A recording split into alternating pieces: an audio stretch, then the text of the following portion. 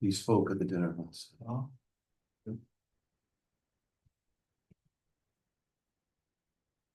You guys were at the dinner. I was not at the dinner. You were not? No. I was invited to stay home. Heard it was $1,000 a head. 1,800. 1,800. A couple. Oh, a couple. Mm-hmm.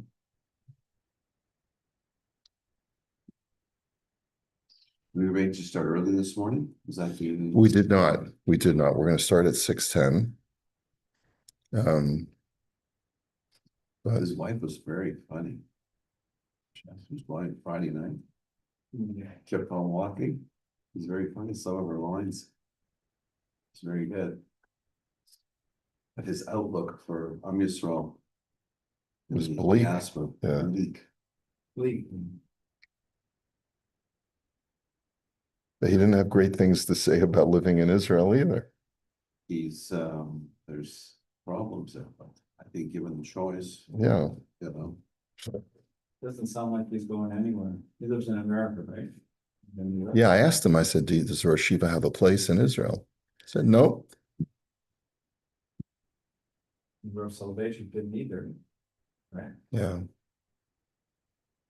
Good morning, and Lubavitcher Rebbe, a lot of Gedolim of the 20th century. So what was the Rebbe's thing about when you go, you can't leave? Was that was the I think that was part of his concern, yeah. I think he also felt he had a responsibility to his Talmidim. But he also told other people they should say, do your shlichus. Well, for his shluchim, right? You get a one-way ticket to wherever you're going. Rebbe sends you, you just get a one-way ticket. You're never going back. It's not like rabbis like me. You go for a certain amount of time and you do your time and then you get out. That's not what a Chabad shliach does.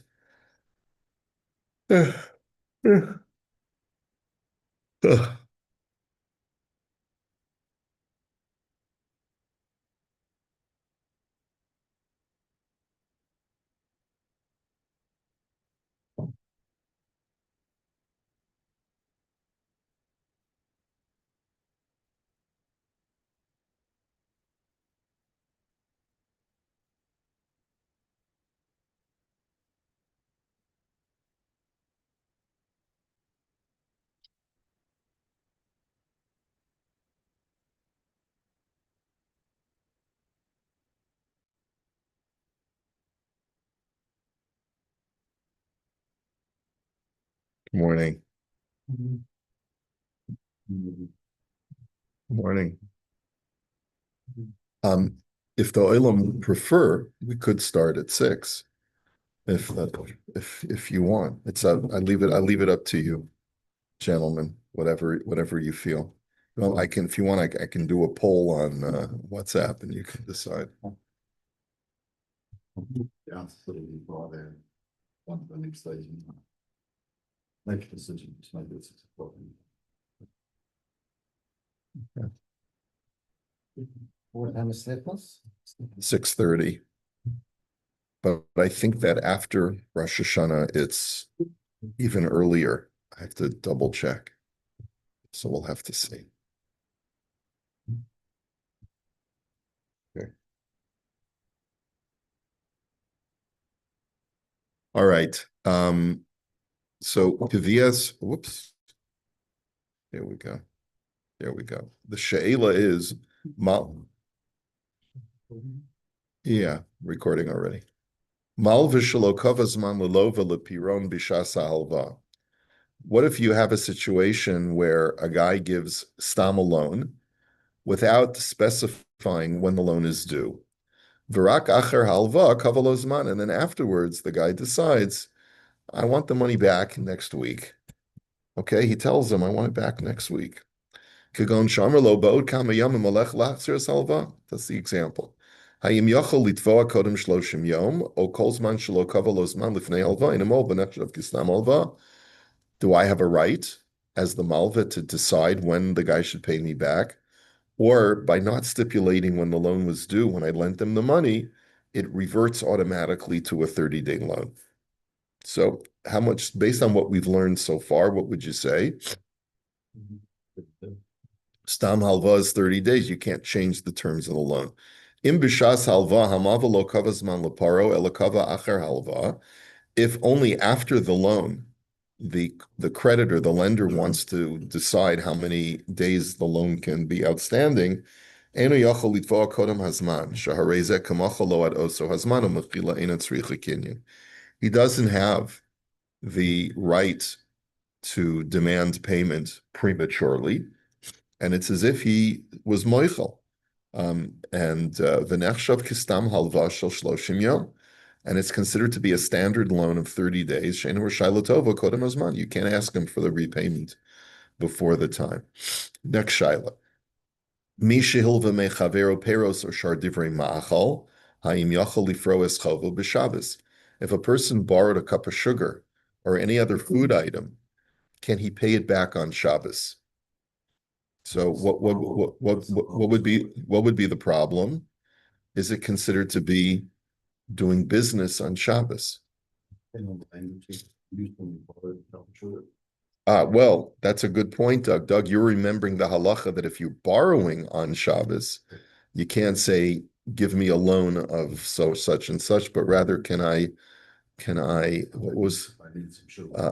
need some sugar. Would I be able to get a cup of sugar or some other kind of request that is not using the term loan? But here, the loan was made before Shabbos, and you just want to pay it back on Shabbos. It said last time, writing a receipt. Yeah. So does that same concern apply here? The terms of it were returned by, I need it back Shabbos morning. Well, he didn't specify.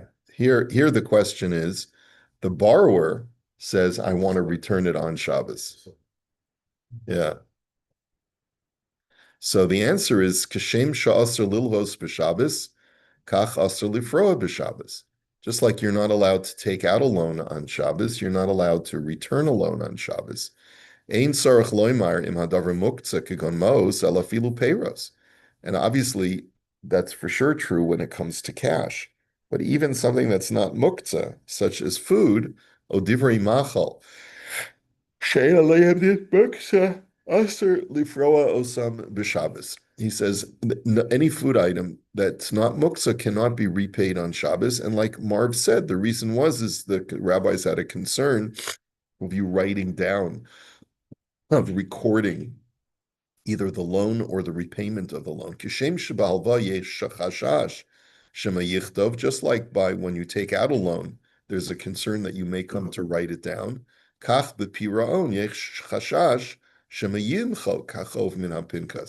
There's also a fear that you may want to erase or tear up the promissory note. Aval im pareya b'Shabbos b'davar hamuter l'Shabbos kagon yayin peros v'chulei va'omer lo b'lashon chazara v'lo b'lashon piron.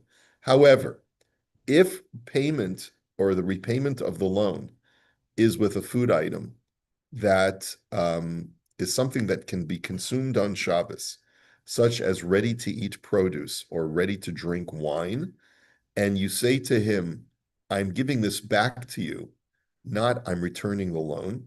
In other words, as long as you don't use the language of lending, kagon sha'omer lo ani machzer lo es ma shehishalti, az muter mishum diyesh heker u'memela lo yava l'dei mechika. Then as long as the language is different, then we permit it. So it is a very common thing. You know, you may have run into your neighbor over the week and said, I think, do you have any extra bottles of wine? The neighbor came to you before the neighbor comes to you Erev Shabbos frantic. We don't have any wine in the house. Can I borrow a bottle of wine? The neighbor says, sure, you give one back whenever you get to it. There's no rush. I got a whole case in the house. And then on Shabbos, the woman who borrowed the wine realizes that one of our guests brought a bottle. So she comes on Shabbos and says, you know what? I didn't need it after all. So I'm returning the bottle that I borrowed. She can't say that. But she can say, thank you very much. I'm giving you back your bottle. Or here's a bottle of wine or something else. Is it because of the seat? Is that The fear is that there's going to be in the event that there was paper, there's a fear that there will be a tearing up or an erasure of the promissory. These things are never done. Even though they're never done with paper, it's part of the takanas chachamim, lest you come to do something like that. It's like, right, you're not allowed to ride a horse on Shabbos, lest you come to break a branch off of a tree. So you could say, well, I'm an equestrian, such and such, an expert, and I'm never going to tear a branch off of a tree to whip my horse. So that doesn't change the takana, right? Okay. That's the same as like medicine or whatever, because you live on grind. Right. All of these are these are rabbinic fences to make sure that the Torah is not violated on Shabbos. Next she'ila. Lo v'shirotza lifro eschova lifnei shehigia zman hapiraon. So you have a borrower who wants to pay back his debt before the loan has matured, before it's due. Hayim hamal v'yochol la'akav milakabel eschova b'taina shenerotza shiomos b'achrayuso. Does the lender have a right to refuse repayment of the loan prematurely? I know banks, I think, can prevent you from paying back the loan because they want to make money. They'll penalize you if you pay back prematurely. Guarantor. You can what? If a loan is the terms of the loan are changed, there's a guarantor. Guarantor might be discharged from the, That's interesting. if you mess up the. Uh-huh. Although that's where there's a loan on interest. So the question is, al pi halacha, can a borrower who's taking an interest-free loan, does he have a right to say, I want to return the loan early, even against the objections of the lender? Now, why would a lender object to taking early repayment of a loan? So the argument here is he says, I don't want to handle all that cash right now. It's not a good time. I'm not, I only want to take repayment of the loan. Before we learned that he can refuse repayment if it's in a desert and he wants to wait to get back to the yishuv or a dangerous place. Here it's not dangerous, but at the same time, he says, all that cash, I would normally put it in the bank. And here you're telling me to take it, and I don't want to take it over the weekend. Give it to me on Monday when I can immediately take it to the bank or protect it. And today I don't want to take it. So could he make that argument? Does he have the right to insist that he only get paid back when the loan is due? Tshuva. So the answer is lo v'sharotza lifro es chova lifnei shegiya zman hapiron shekavu kedei shelo yuamos b'achrayuso yoser. If a borrower wants to pay back the loan early and he says, look, I don't want the responsibility of being in debt a day longer than I have to. Af im ein hamal v'rotza lekablam eno yochol la'akev milakabel eschova. The lender may not refuse early repayment of the loan. He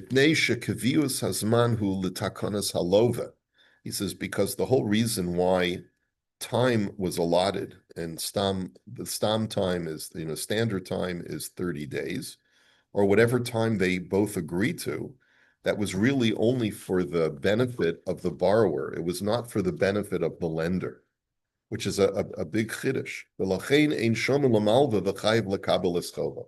And therefore, we don't listen to the lender if he doesn't want to accept it. Ulam. However, im choshesh halove she'im yisharu hamos biyada olu lavo lidei hefsid. He says, let's say, however, there's a scenario like this. Let's say you're living in a country where there's huge inflation. Or not a inflation situation, or where the government is about to disqualify a certain devalue the money or disqualify the coin.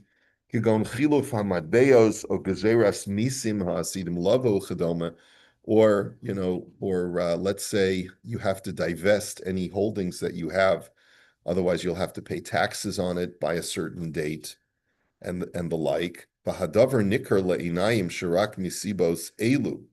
Rotze lahachzir es halva lifnei zman hapiron.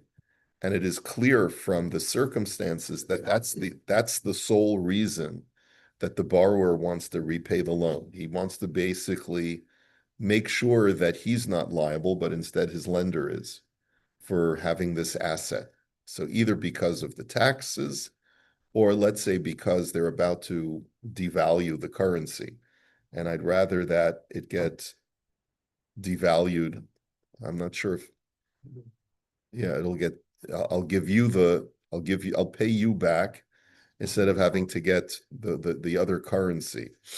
So ein amal v'chayiv lekabelis ma'osav lifnei hagaz hazman. So in any of those circumstances where the malva is going to be taking a distinct and clear loss based on the early repayment of the loan, the malva is allowed to refuse it. Ve'im higia zman hapiron me'ikar hadin haloi ve'yochel lemaher lifro lemalva k'dei lahatzil etz atzmo mechshash hefsed im zeshini matros ogzeres misa mibli lahashgiach al takolas chavero. However, once the loan is due, and then these tax issues or currency issues come up, the borrower is not obligated to worry about the loss if he pays him back exactly on the day. Or he may say to himself, the guy's been such a nice guy to me, let me wait another day or another 2 days whenever they're going to devalue or impose this tax. He's under no obligation to do that.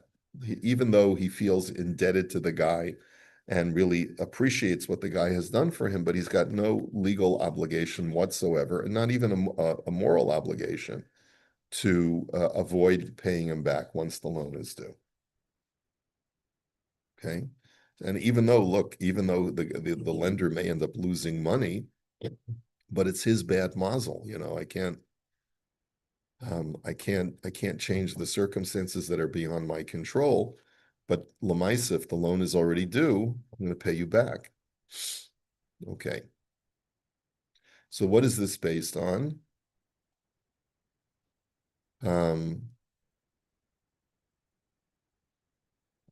So the general rule is anytime there's a deadline to pay back the loan, as a general rule, the malva cannot refuse payment unless there's clear evidence that by taking early repayment, the lender is going to incur financial loss. But at the time of payment, is negotiated 30 days or whatever the payment date. Yeah. You have to accept that it's been given to them at that time, whether it's going to be a financial loss because of something that's happened. Right, but with exceptions. Like, in other words, there are exceptions. In general, a lender cannot refuse early repayment unless there's something going on with the government that's going to devalue the currency or impose an extraordinary tax. But if the borrower wants to pay back on the exact date that he's going to pay back, Then he has every right. he has every right To do so, even taking into account a devaluation or a tax. Yeah. Okay. Next, the Shayla. Isha Nesua Amit Asekes b'momon b'fnei atzma v'labsa ma'ostam v'in b'yad lahachzir hachov ha'im bala chayiv l'shalim avur es hachov. A married woman, deals in money, and she's financially savvy, and she takes out a personal loan, and now she can't pay it back. Is there a halachic obligation for her husband to step in and pay back the loan? Yes, we had this shaila. So he paskins that isha nesuha misasekes b'momon b'tzura atzma'it v'lavsa ma'ostam. If a woman acts independently in the world of finance and she takes out a loan, ein habal chayiv l'shalim v'im livsa yachad ein habal chayiv l'shalim. The husband is under no obligation to pay back her loan.